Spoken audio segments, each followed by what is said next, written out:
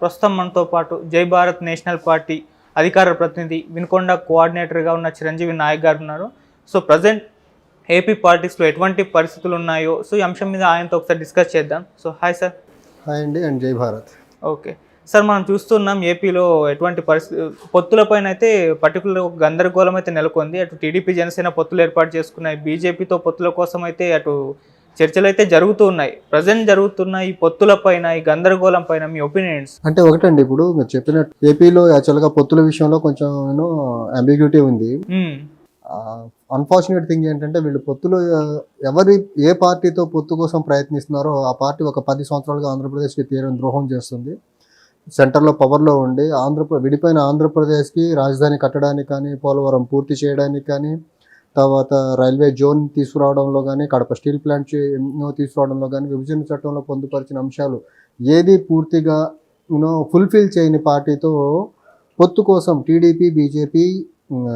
TDP Janasena డైరెక్ట్గా వెంపర్లాడుతున్నాయి. YSRCP backdoor politics చేస్తుంది బీజేపీతో కలిసి. It is very unfortunate state అండి.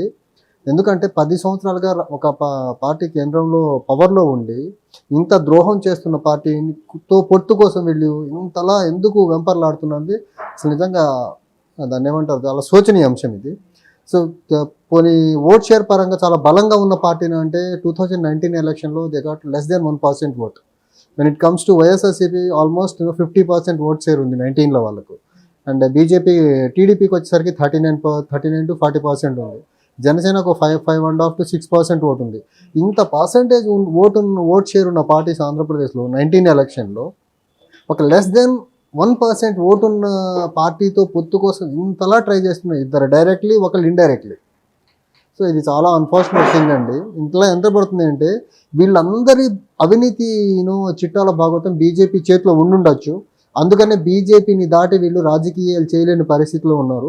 అందుకని బీజేపీ సెంట్రిక్గానే ఆంధ్రప్రదేశ్ పాలిటిక్స్ని తిప్పే ప్రయత్నం చేస్తున్నారు వీళ్ళు ముగ్గురు కలిసి. ఇంకొకటి మనం బీజేపీ విషయంలో మనం చూసుకుంటే, బీజేపీతో పొత్తు పెట్టుకున్న పార్టీలు మీరు చూసుకోండి, శివసేన కానివ్వండి, మహారాష్ట్రలో జేడీయూ కానివ్వండి, కొంతవరకు ఏఐడిఎంకే తమిళనాడులో ఉన్న పార్టీలు, వాళ్ళతో ముందుకెళ్ళి అవసరం ఉన్నంతసేపు వాళ్ళతో సఖ్యతగా ఉండి తర్వాత వాళ్ళు డిచ్ చేసేసి వేరేలా ట్రీట్ చేసేయండి బీజేపీ. సో బీజేపీతో పొత్తు ఏమాత్రం లాంగ్ రన్లో సస్టైనబుల్గా ఉండకపోగా ఆ పార్టీలనే మింగేసే చరిత్ర ఉన్న బీజేపీతో వీళ్ళు ఆ చరిత్ర తెలిసి బీజేపీతో వెళ్తున్నారా, తెలియక వెళ్తున్నారా అర్థం కావట్లేదు. నాకు తెలిసి తెలియక వెళ్ళట్లేదు, తెలిసే వెళ్తున్నారు. తెలిసి కూడా వీళ్ళు వెళ్తున్నారంటే వీళ్ళ అవినీతి భాగవతాల చిట్టా మొత్తం బీజేపీ చేతిలో ఉంది కాబట్టి వీళ్ళు బీజేపీని కాదనుకొని ఏమి చేయలేరు.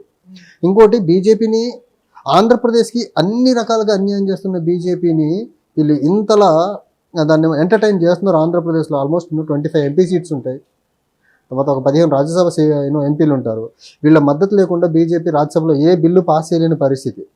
అలాంటి పరిస్థితులు ఉన్నా కానీ రాజ్యసభలో బీజేపీకి మద్దతు కూడా లేదు. అలాంటిది 4-5 టైమ్స్ ఆపర్చునిటీ వచ్చింది. ఆంధ్రప్రదేశ్ హక్కుగా రావాల్సిన ఆంధ్రప్రదేశ్ స్పెషల్ కేటగిరీ స్టేటస్ కానీ, విభజన హామీలు కానీ, రైల్వే జోన్ కానీ, కడప స్టీల్ ప్లాంట్ కానీ, ఇవన్నీ తెచ్చుకునే విషయంలో ఆపర్చునిటీస్ వచ్చింది. ప్రెసిడెంట్ ఎలక్షన్ కానీ, వైస్ ప్రెసిడెంట్ ఎలక్షన్స్ అప్పుడు కానీ, తర్వాత సిటిజన్షిప్ అమెండ్మెంట్ యాక్ట్ పాస్ చేసే టైంలో కానీ, తర్వాత రీసెంట్గా Delhi civil services appointment bill pass చేసే టైంలో రాజ్యసభలో బీజేపీకి మద్దతు లేదు. ఆ మద్దతు లేని టైంలో వాళ్ళు బిల్ పాస్ చేయాలంటే వైఎస్ఆర్సీపీ తర్వాత టీడీపీ నుంచి ఒక సభ్యుడు ఉన్నాడు రాజ్యసభలో, వాళ్ళ మద్దతు అవసరము.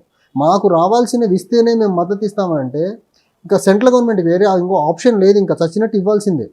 ఆ ఆప్షన్ ఉండి కూడా ఆ ఆప్షన్ని వాడకుండా వాలంటీర్గా వీళ్ళే వెళ్ళి ముందుగానే బీజేపీ ముందు సరెండర్ అయిపోతున్నారు. ఈ సరెండర్ అయ్యే పార్టీలు చట్టసభలో పర్టికులర్లీ పార్లమెంట్లో రిప్రజెంటేషన్ ఉన్న రోజు ఆంధ్రప్రదేశ్కి ఈ రకంగా డెవలప్మెంట్ పరంగా జరగాల్సింది ఏది జరగదు. ఆంధ్రప్రదేశ్ అభివృద్ధి పరంగా వెనక పడుతూనే ఉంటుందండి. సో ఈ సరెండర్ పార్టీస్ నుంచి ఆంధ్రప్రదేశ్ ప్రజలు కొంచెం విజ్ఞతతో ఆలోచించి వీళ్ళ నుంచి దూరంగా జరిగి ఆల్టర్నేటివ్ ఫోర్స్గా ఎదుగుతున్న జై భారత్ నేషనల్ పార్టీకి అండగా ఉంటే ఆంధ్రప్రదేశ్కి హక్కు రావాల్సిన ప్రతిదీ, be it special category status, Polavaram project, railway zone, or Kadapa steel plant, విభజన చట్టంలో పొందుపరిచిన అంశాలు ఏవైతే ఉన్నాయో అన్నీ సాధించేదానికి మాతో అయితే జై భారత్ నేషనల్ పార్టీతో అయితే పాజిబిలిటీ. ఎందుకంటే వీళ్ళకి లెక్క మాకు అవినీతి బ్యాక్ డ్రాప్ లేదు, అవినీతి కేసులు లేవు మా మీద. మాకు రాష్ట్రం యొక్క అభివృద్ధి, రాష్ట్రం యొక్క సంక్షేమమే మా ధ్యేయం. కాబట్టి ప్రజలందరూ ఈ విషయాన్ని కొంచెం సీరియస్గా కన్సిడర్ చేసి ఇవి సరెండర్ అయ్యే పార్టీలకు దూరంగా జరిగి ఆల్టర్నేటివ్గా వచ్చిన జై భారత్ నేషనల్ పార్టీకి మద్దతు పలికితే బాగుంటుందని నా అభిప్రాయం అండి. ఇంకోటి, ఇప్పుడు నోటాని ప్రిఫర్ చేసే ఓటర్స్ కూడా నోటా అంటే ఒకప్పుడు ఈ ఈ ఈ రకంగా సరెండర్ అయ్యే పార్టీసు, లేకపోతే రాష్ట్రం ఇంట్రెస్టులు పట్టకుండా అవినీతి చేసే పార్టీలు, లేకపోతే భూ కబ్జా చేసే పార్టీలు, లేకపోతే ఇసుక మాఫియా, లిక్కర్ మాఫియాతో నడిచే పార్టీలు ఇన్ని రోజులు ఉన్నాయి కాబట్టి they would have chosen for NOTA. ఇప్పుడు ఆల్టర్నేట్గా జై భారత్ నేషనల్ పార్టీ ఉంది కాబట్టి ఈ నోటా ప్రిఫర్ చేయాలనుకున్న ఓటర్స్ కూడా వాళ్ళందరూ జై భారత్ పార్టీకి మద్దతుగా నిలవగలిగితే జై భారత్ నేషనల్ పార్టీ చాలా ట్రెమెండస్ పెర్ఫార్మెన్స్ చేయగలదు. అట్ ద సేమ్ టైం చట్టసభల్లోకి వెళ్ళిన తర్వాత రాష్ట్ర హక్కులన్నింటినీ చాలా ఎఫెక్టివ్గా protect చేయగలదండి. So my humble appeal and request to all the Andhra Pradesh voters, those who prefer for NOTA also, మీరందరూ ఒక్కసారి మీ పెద్ద మనసు చేసుకొని జై భారత్ నేషనల్ పార్టీకి మద్దతు పలికితే బాగుంటుందండి. అంటే జనసేన పార్టీ అని కూడా ఉంది, అది కూడా కొత్త పార్టీ కదా, ఇప్పటివరకు అధికారంలోకి రాలేదు, మరి దానికి ఎందుకు సపోర్ట్ చేయకూడదు? మీ జై భారత్ నేషనల్ పార్టీ సపోర్ట్ చేయాలి. ఇప్పుడు జనసేన పార్టీ ఉందండి, 14లో పార్టీ పెట్టిన తర్వాత పోటీ చేయకుండా బీజేపీ టీడీపీ ఎలియన్స్కి సపోర్ట్ చేశారు. సో బీజేపీ సెంటర్ నుంచి ఏపీకి ఇవ్వాల్సినంత సపోర్ట్ ఇవ్వట్లేదు. స్పెషల్ కేటగిరీ స్టేటస్ విషయంలో పాచిపోయిన లడ్లు ఇచ్చారు, ప్యాకేజీలు ఇచ్చేసి అనేసి చెప్పిన పవన్ కళ్యాణ్ గారు 2019 ఎన్నికల్లో లెఫ్ట్ అండ్ బీఎస్పీలతో పొత్తులోకి వెళ్ళి ఓడిపోయిన తర్వాత ఆయన కూడా 5 సంవత్సరాలు ద్రోహం చేసిన బీజేపీ దగ్గరికి వెళ్ళి ఇప్పుడు 5 సంవత్సరాలుగా ఆయన ప్రయాణిస్తున్నారు అన్నమాట. అంటే ఆల్టర్నేట్ కాదు వాళ్ళు. ఎలా అంటే ఒక 10 సంవత్సరాలుగా ఆంధ్రప్రదేశ్కి ద్రోహం చేస్తున్న పార్టీతో పొత్తు పెట్టుకొని ఈయన చేసేదేముంది? 10 సంవత్సరాల్లో ఇవ్వని వాళ్ళు 11 సంవత్సరం నుంచి ఎలా ఇస్తారు? ఎలాగో ఇవ్వరు. పోనీ వీళ్ళు పొత్తుల్లో వెళ్తున్నారు, బీజేపీతో టీడీపీతో పొత్తులో ఉన్నారు. బీజేపీ టీడీపీ పొత్తు ఆల్మోస్ట్ 4 ఇయర్స్ నడిచింది, 14 to 19 మధ్యలో. ఆ 5 ఇయర్స్లో డెలివరీ చేయాల్సింది ఏది డెలివరీ చేయాలి. అలాంటి పార్టీతో నేను పొత్తు పెట్టుకుని ఆల్టర్నేట్గా ఎలా ఎదగలరు? ఎదిగే ప్రసక్తి అయితే లేదు. కొన్ని పొత్తు పెట్టుకుంటున్న ఈ తరుణంలో మళ్ళీ రీఎలియన్స్ ఫామ్ అవుతుంది వీళ్ళది. ఈ తరుణంలో ఆంధ్రప్రదేశ్ స్పెషల్ కేటగిరీ స్టేటస్ కోసం బీజేపీతో మాట్లాడారా? ఆయన క్యాపిటల్ గురించి ఏమైనా మాట్లాడారా? పోలవరం ప్రాజెక్టు గురించి ఏమైనా మాట్లాడారా? రైల్వే జోన్ గురించి మాట్లాడారా? విభజన చట్టంలో పొందుపరిచిన హామీల గురించి ఏమైనా మాట్లాడుతున్నారా? కొన్ని కడప స్టీల్ ప్లాంట్ గురించి ఏమైనా మాట్లాడుతున్నారా? ఏం మాట్లాడలేదు కదా. వీటి బేసిస్ మీద మేము ఎలియన్స్ పెట్టుకుంటున్నామని మనం చెప్పగలరా? వీళ్ళు చెప్పే పరిస్థితులు అయితే జనసేన పార్టీ కూడా లేదు కదా. So Janasena party not at all alternative, లేకపోతే వాళ్లకు టీడీపీ వైసీపీకి భిన్నమైన పార్టీ కాదు జనసేన పార్టీ. ఒక అవినీతిను ఊబిలో కూరుకునే టీడీపీతో పొత్తులు వెళ్తుందంటే జనసేన ఎప్పటికీ ఆల్టర్నేట్ పాలిటిక్స్ని ఆంధ్రప్రదేశ్ ప్రజలకు ఇవ్వలేదు. అందుకనే మా సైడ్ జై భారత్ నేషనల్ పార్టీ సైడ్ ఉంటే బాగుంటుంది, రాష్ట్రం డెవలప్ చేసేదానికి ఒక మంచి మార్గం వేసిన వాళ్ళు అవుతారనేసి మేము ఆల్టర్నేట్గా మేము వచ్చాం. కాబట్టి జనాలు మా సైడ్ ఉంటే బాగుంటుంది అనే అభిప్రాయం అండి మాది. అంటే జై భారత్ నేషనల్ పార్టీ రీసెంట్గా స్థాపించబడింది, మరి ప్రజలు ఇప్పుడే ఈ పార్టీని నమ్మేసి ఓట్లు వేసే సిచ్యువేషన్ ఉందంటారు. అంటే మిగతా పార్టీలకు మీకు అసలు డిఫరెన్స్ ఏంటి? అంటే అదేనండి, ఇప్పుడు మిగతా పార్టీలు మాకు అవినీతి బ్యాక్డ్రాప్ లేదు, తర్వాత సెంటర్ దగ్గరికి వెళ్ళి సరెండర్ అయ్యే నేచర్ మాకు లేదు, తర్వాత మాకేమో మద్యం వ్యాపారాలు లేవు, ఇల్లీగల్ ఇసుక మాఫియా చేసే అలాంటి లీడర్స్ మా పార్టీలో లేరు. అండ్ మా అధ్యక్షుల వారికి ఒక నిజాయితీతో కూడుకున్న ఒక ట్రాక్ రికార్డు ఉంది. ఆయనకు రాష్ట్రం అభివృద్ధి చేయాలి అనే ఒక దృఢమైన సంకల్పం ఉంది మా అధ్యక్షుల వారికి.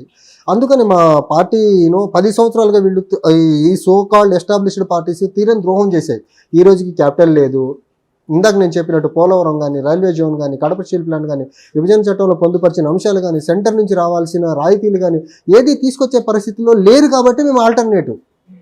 వీళ్ళు 10 సంవత్సరాల్లో వీళ్ళు ఏమైనా సాధించగలిగి ఉంటే మేము నిజంగా ఆల్టర్నేట్ అవ్వేదానికి అవకాశం లేకుండా ఉండేది. కానీ వీళ్ళు ఏం సాధించలేదు కాబట్టి డెఫినెట్లీ జై భారత్ నేషనల్ పార్టీ, వివి లక్ష్మీనారాయణ గారి ఆధ్వర్యంలో వస్తున్న జై Bharat national party definitely alternative. అంటే ఈ 10 సంవత్సరాలుగా వాళ్ళు ఏం చేయలేదు అంటున్నారు, కానీ ఈ 10 సంవత్సరాలుగా జై భారత్ నేషనల్ పార్టీ ఎటువంటి ఫైట్ అయితే అగెన్స్ట్ గా వాళ్ళకి చేయలేదు. అంటే ఇప్పుడు మీరు ఇక్కడ రెండు రకాలుగా చూడాలండి. జై భారత్ నేషనల్ పార్టీ పుట్టింది 2023 డిసెంబర్. అవును, ఓకే. అంతకుముందు జై భారత్ నేషనల్ పార్టీ లేదు. ఒక 10 years గా వీళ్ళు ఏం చేయలేదని ఒక ఆవేశం, ఒక ఆవేదనతో పుట్టుకొచ్చిన పార్టీ.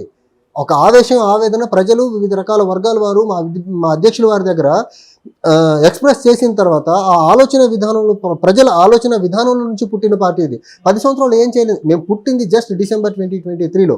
అంతకుముందు మా అధ్యక్షులు వారు వేరే పార్టీ నుంచి ప్రయత్నించారు 19 ఎలక్షన్లో. తర్వాత ఎలక్షన్ రిజల్ట్ నెగిటివ్గా ఉంది. తర్వాత ఆ పార్టీలో మా అధ్యక్షులు వారు పార్టీ థాట్ ప్రాసెస్కి పొసగ్గా బయటకు వచ్చారు. తర్వాత ట్రస్ట్ ద్వారా వివిధ రకాలుగా ఏమంటారు దాన్ని, సోషల్ యాక్టివిటీస్ చేసుకుంటూ ముందుకెళ్ళారు. ప్రజల్లో నుంచి ఈ రకంగా ఒక అభ్యర్థన వచ్చిన తర్వాత ఆయన పార్టీ పెట్టారు. పార్టీ పెట్టాలని అభ్యర్థన వచ్చిన తర్వాత పార్టీ పెట్టారు.